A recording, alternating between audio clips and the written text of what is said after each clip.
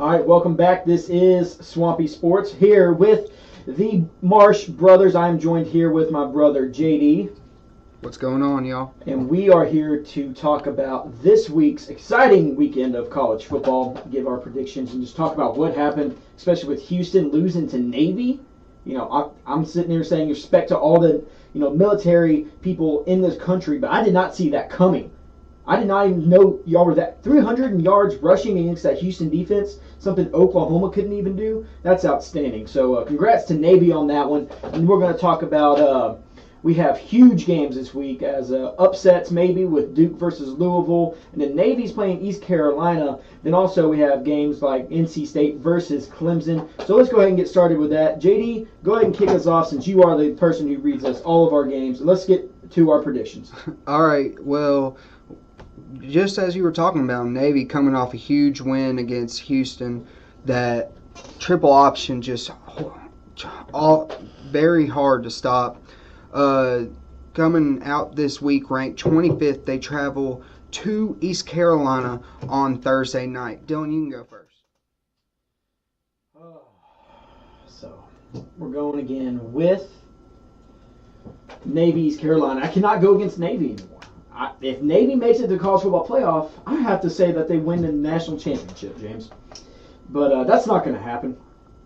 But let's go ahead and say I'm going to say Navy in this one, just because they're number 25 in the country now. They're 4-1, and they put up over 300 yards rushing against Houston, who had probably one of the best defenses in the country. So you can't go past the midshipmen this week. I don't care who they're playing. I don't care if it's North, East, South, or West Carolina. You gotta go with the midshipmen. Yeah, I'm going Navy too. I just believe that triple option attack that they have. I played in a wing tee offense in high school, and it's very difficult to stop with all the motions going around back and forth. And give me Navy to win this game big by 21 points. All right. And on to our next game. Friday night, we have the Duke Blue Devils traveling to number 7 Louisville. All right. Well, Duke 3-3. They're a team that's slowly on the slide, but they're usually in third or fourth place in ACC these past couple of years. Louisville, can't go wrong with Lamar Jackson going up against this Blue Devil defense. Number 8, I think he's going to have another huge game to redeem himself. Put him back into the Heisman conversation. He's not out of it. But definitely remind people that Lamar Jackson's still here. I'm taking Louisville big this one because it's in Papa John Cardinal Stadium. Dylan, he's still the Vegas favorite to win the Heisman. How are you saying he's not out of the conversation? Well, in my eyes, it's Deshaun Watson. So. Yeah, he's my front runner. Deshaun is my front runner too. But how can you say Louisville is out or Lamar Jackson is out of the conversation for Heisman? You know how the voters are. You got to win to win the Heisman too. Doesn't matter how good you are. They unless you're Johnny Manziel or Tim Tebow. Well, that dude won national titles. All right, so you pick Louisville? Yes. I'm going Louisville too. I think Lamar Jackson will have a huge game against this Duke defense. He'll be able to. I'm calling 4 touchdowns through the air and 3 touchdowns running. Give me 7 TDs. Give me a big win from Louisville. Give it 35-point win. All right, let's go to the next one, friend. All right. This Saturday we got the NC State Wolfpack coming off a huge win against, or would you really call it huge, Dylan, against Notre Dame in a monsoon where there were, I can't even count how many turnovers there were, but, yeah, NC State rolling high, 4-1 right now. Who you got, Dylan? You see, that game was insane because they were playing in Hurricane Matthew, basically. I was watching it, you saw field goals trying to get kicked that were getting pushed down from the wind, barely making it through or just getting blown away. So, I don't know. It was a big win just because it's Notre Dame. But it was just kind of the luck of the draw and who prepared the most for this type of game. Because this is something that you don't do all the time. So, good win by North Carolina State, but I'm not going to really give it to them because I think if it was a regular game, at North Carolina State, but not in the middle of Hurricane Matthew. I think that the Irish probably would have won. But I'm going to go Clemson again. Like I said, Deshaun Watson, I think he's going to win the Heisman Trophy this year because just how effective he is with his legs and his arms and how accurate he is with the football and the zip that he has on it. And then also, this Clemson team with their receivers kind of reminds me of the Patriots.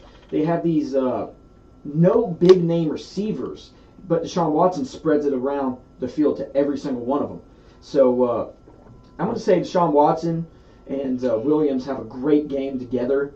And then, I'm going to say a big win for Clemson just because it's in the fake Death Valley. I'm going Clemson too. I'm right there with you, Dylan. NC State, it just happened to be monsoon where Notre Dame had the ball in NC State territory. I think it was 4 times and only came out with a field goal. Turnovers left and right. Nobody could hang on the ball, and I think Deshaun Watson is in for a huge game, kind of like how Lamar Jackson is, but I don't think he'll score as many touchdowns, but I think he will propel his team to at least a 28-point victory. All right, let's go to the next one now. All right, the next one is Kansas State travels to Norman to take on the 19th ranked Oklahoma Sooners. I think we all know how this is going to go, but let's just go ahead and I'm going to go ahead and let you go first. How about that, James? Well, give me the Sooners because I believe even though they only beat Texas 45-40, this game should have been at least a 5-touchdown difference. Oklahoma made so many mistakes, but then again, I don't know what to say. It just seems like that's what's happened all year. But Oklahoma, other than the Houston-Ohio State game, they find ways to win. Mm-hmm. And I think the same is going to happen this week.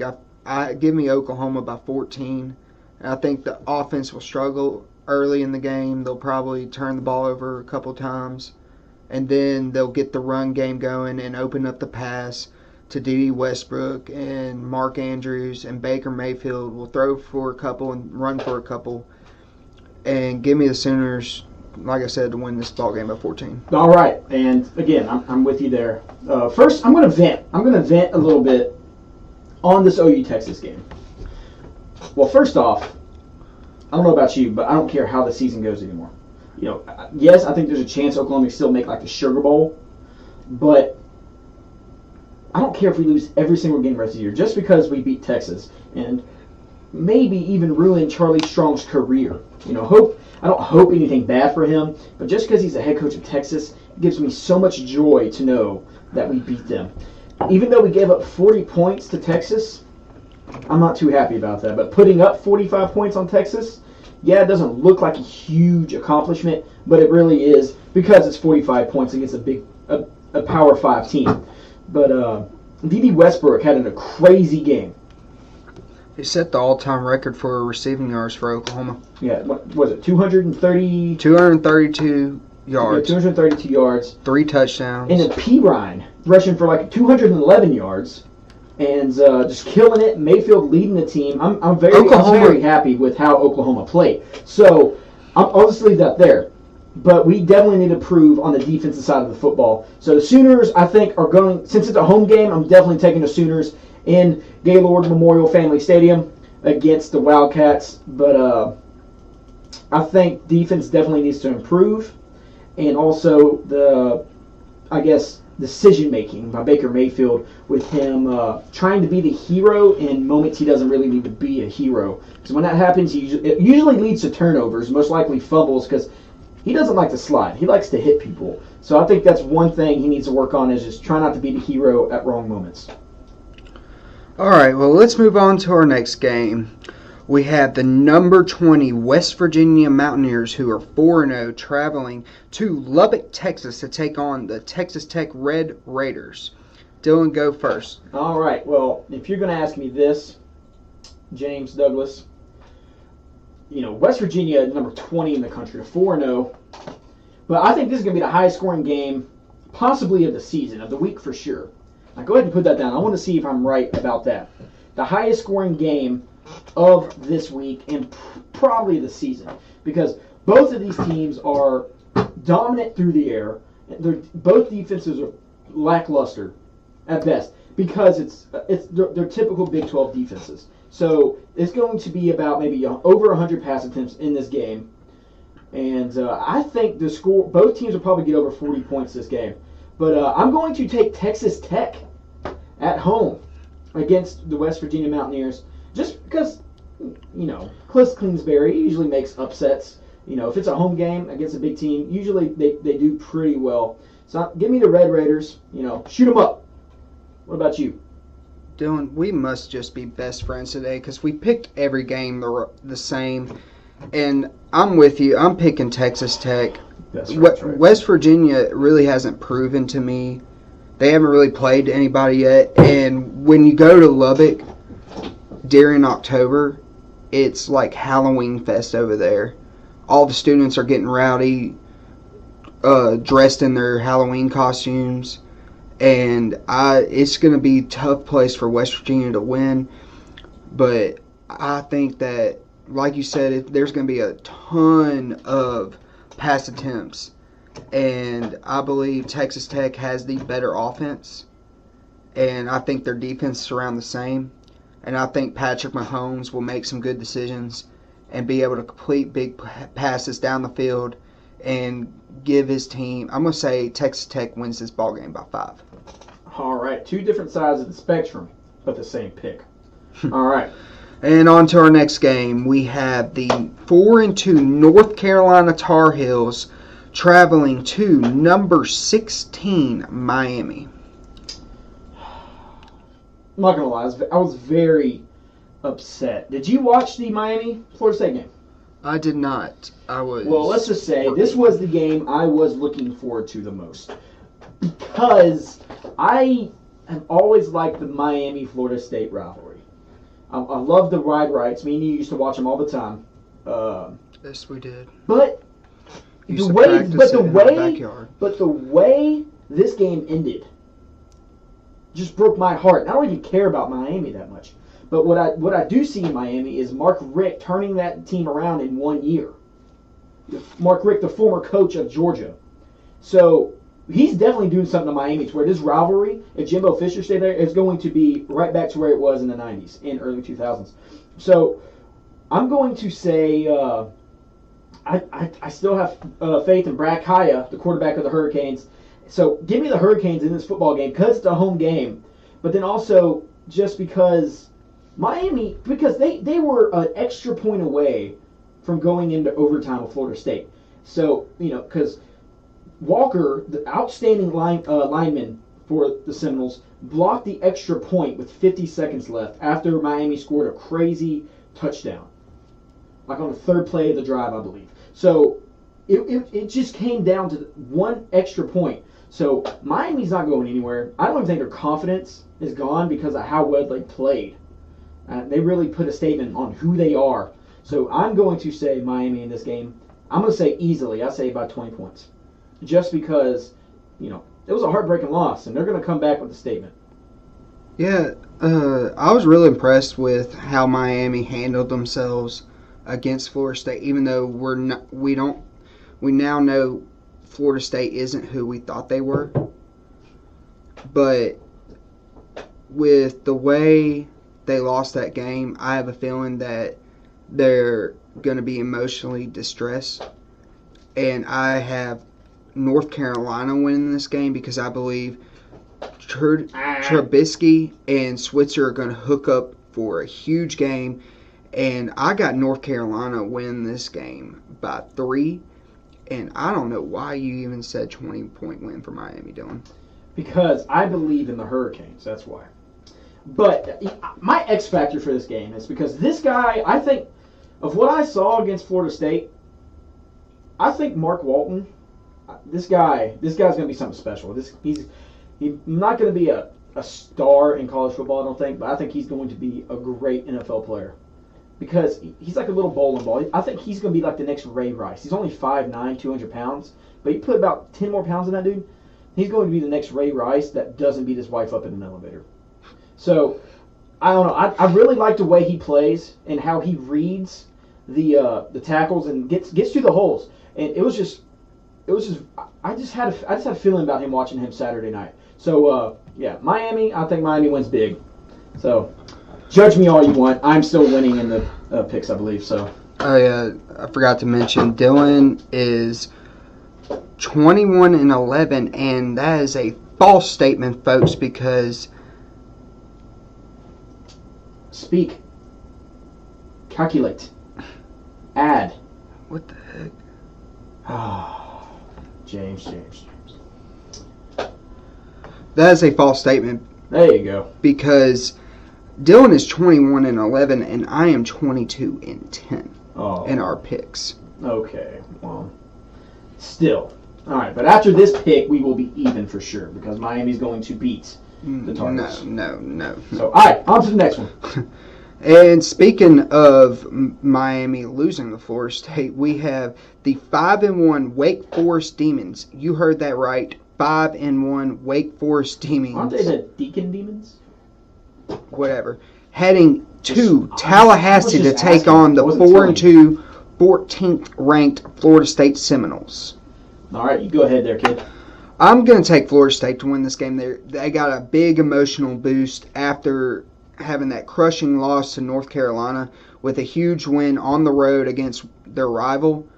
And Wake Forest is coming in to just a slaughterhouse, I believe. The way that I think Francois is going to be able to manage the game very well against that Wake Forest defense, and Dalvin Cook's going to run all over them. And that Seminole crowd's just going to get into it and get into the head of Wake Forest, who's riding on cloud 9 right now. They haven't been 5-1 since God knows when. And I just believe Florida State's just going to be way too much for them. All right. Well, I'm going to agree with you there. But just like I said, Mark Walton, the other running back for the other team, Dalvin Cook. Okay, Joe, you cannot argue with me about this guy.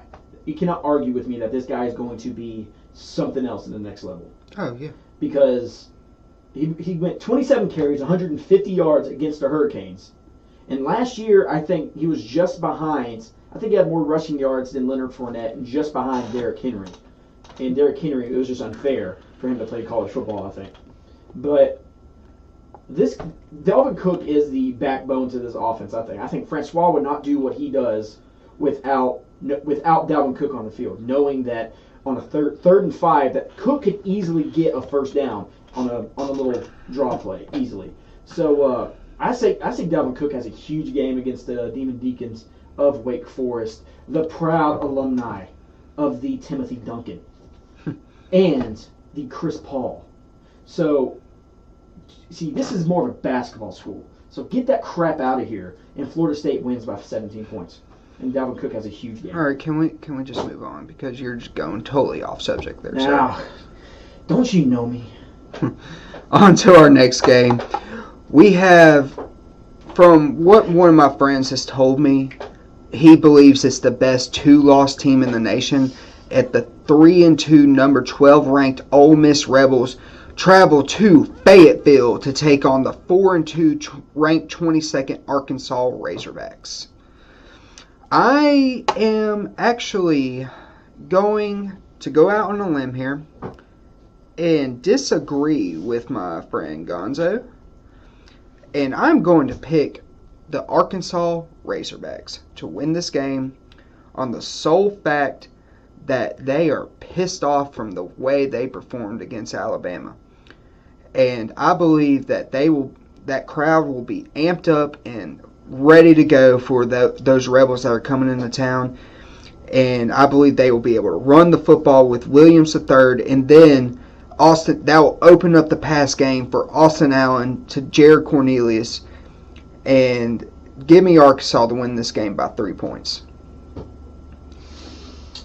Oh, James. How do you count out Chad Kelly? Who?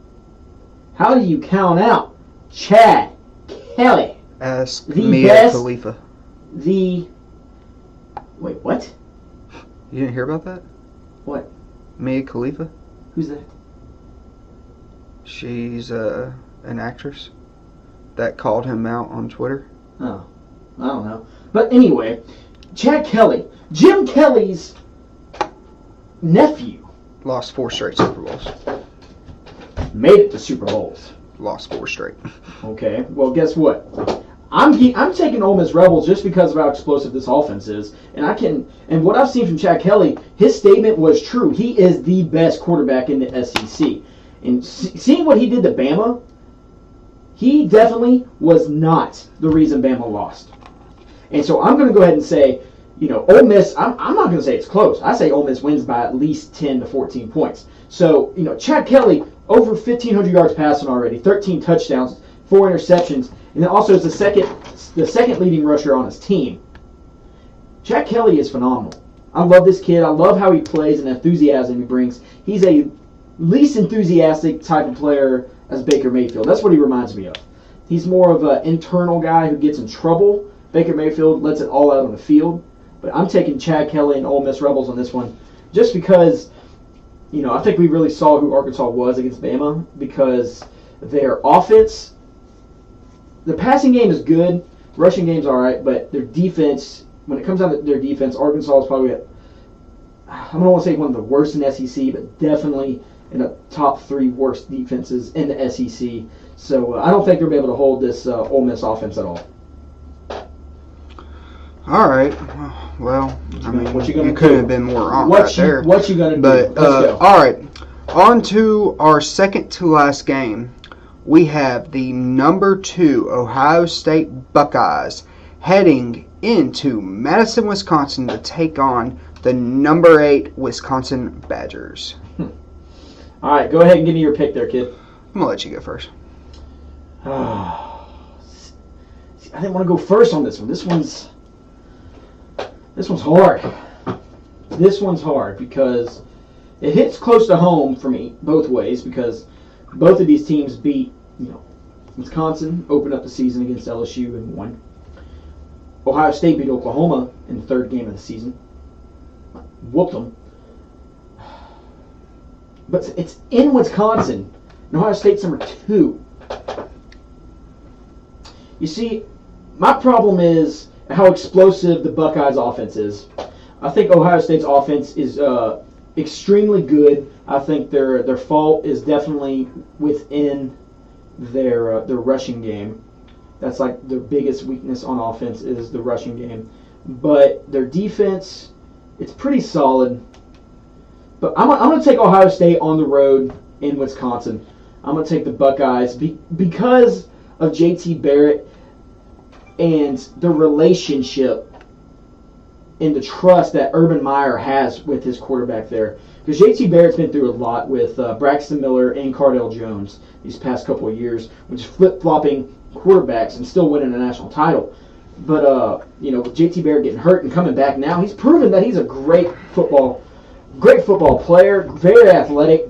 So I'm taking Ohio State over Wisconsin solely on the fact of coaching. I think Urban Meyer is definitely not going to take this team lightly, as I don't think he would or should. But I think coaching is definitely going to be the biggest factor in this football game. All right, you're taking Ohio State. I'm going to take the Badgers in this game on the sole fact that their defense, I believe, will be able to force Ohio State to abandon the run game and force them to pass the ball on 3rd and long, and their defense will come through, and this is going to be a low-scoring game. Like, I'm calling a 14-10 win Wisconsin, and it's going to be like an NFL game. I believe you're going to see tough defense and barely offense moving because defense is playing so well, and I like Wisconsin playing at home against Ohio State. I think all that talent will come, all that young talent Ohio State will show this weekend as their defense. Once again, I believe that Wisconsin defense is for real. It slowed down Leonard Fournette. And let's be honest, Mike Weber isn't no Leonard Fournette. And I don't see him having over 80 yards. And I just believe he'll get stuffed at the line and he'll put Ohio State in tough third down situations. And I like the Badgers in this one. All right, well, okay, like I'm not saying, like this isn't one of the games where I'm absolutely certain that the Buckeyes are going to win, because I have no idea. This is just what I think is going to be the X factor, which is coaching. And you made some great points, especially with the running back saying he's no Leonard Fournette, he's not. But the Badgers' offensive line is pretty decent, as we saw against LSU's defense. Because LSU defense is definitely no pushover. So it was actually supposed to be one of the best in the nation this year. But it's not living up to its hype. But it definitely set the tone for that defense, I think, the offensive line did. So, those are great points right there. So I think we got one more game left, don't we? Yep. All right, let me introduce this one, please. Because this game I'm extremely excited about. Oh, hold on, folks. Can we just rewind to last week where Dylan said that A&M was going to win this game by, I think it was 10 or 14 points. He thought that A&M was just going to dominate this game against Tennessee. But guess what, son? Just like in the game of football, a win's a win, and it adds to the record. So, get him. All right, Dylan, introduce the game then. All right, well, from last year, especially from last year, because when I watched Alabama-Tennessee last year, and Tennessee was a Derrick Henry, extravaganza play type thing that he did. One play from that, they would have beaten the Crimson Tide and probably had one of the upsets of the past few years. And now, since we've seen what Tennessee can do, and we've seen how well they played against A&M, that was a heck of a football game. I'm going to sit there and say that Tennessee, this is in Rocky Top, in Knoxville. Like I've said before, Bama's going to have at least one or two losses, and this is going to be the first loss of the year. I'm saying Tennessee beats Alabama, but I'm taking the home field advantage into it because this is going to be the first real, yes, I know Alabama played at Ole Miss, but Rocky Top, I think, has like close to 20,000 more fans than Ole Miss does. So I'm taking the home field advantage on this because Jalen Hurts, a true freshman quarterback coming into Tennessee, and we've seen the atmosphere that Tennessee has at home games, especially in huge football games like this one, the biggest game of the year. So I'm taking Tennessee. I'm taking Butch Jones upsetting Nick Saban. I'm shocked I'm saying that, but that's just how I'm feeling. I say that I think Josh Dobbs is going to have I don't want to say a Heisman moment, but he's going to have one of those games where they'll consider him for that. He's definitely not going to win. He probably won't even get sent to New York, but I think he's going to have one of those games where he's going to be put on notice for sure. I think Hurd is going to be crucial in the passing game as well as the rushing game. So their offense is really explosive. So their defense is going to have to hold down that Bama offense and give this Volunteer offense some comfort and some room to do what they can to build up a lead so they can keep it. Since it's a home game, I think that will make it a lot easier if they jump off to a early lead. But Tennessee just, they got to learn to start early, and which they haven't done all year. Neither has Bama. So this is going to be the best game of the week. But I'm taking Tennessee just because it's a home game.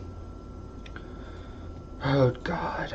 This was the game it was more difficult to pick for me than Wisconsin, Ohio State. The reason why, it's because it's in Rocky Top, and the crowd there is just so tough to deal with.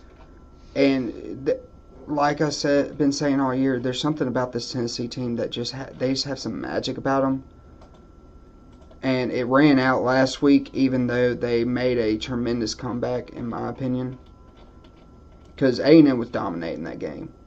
And then Tennessee ballsed up and made some big plays, some good defensive stops.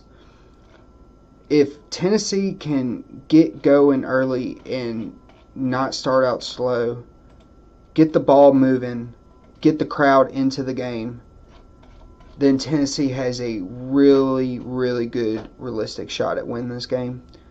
But I believe that Alabama defense with that pass rush is going to get to Josh Dobbs, and it's going to create a lot of pressure for him, and that defense is going to win this ball game from Alabama. They're going to put their offense in good position for Hurts to be able to manage the game and get Damian Harris involved in the run game to set the pass for Calvin Ridley. And I have Alabama winning a very close game. I got them winning this game by 3. Like I said, this is going to be the best game of the week besides what I think is going to be Ohio State, Wisconsin. But what time is that Ohio State-Wisconsin game? Come on. It comes on at 7 o'clock on ABC, and Alabama, Tennessee is on at 2:30 on CBS. Okay. So I want to be in Oklahoma this weekend. So, you going to the Kansas State game, though? Possibly. I actually might be. So, Jessica, if you're watching, you know what we're going to do Saturday.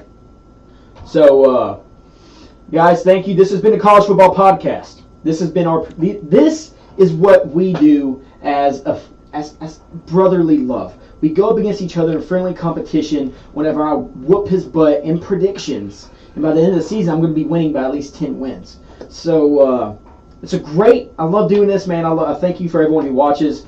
So, thank y'all. Have a blessed day. See y'all.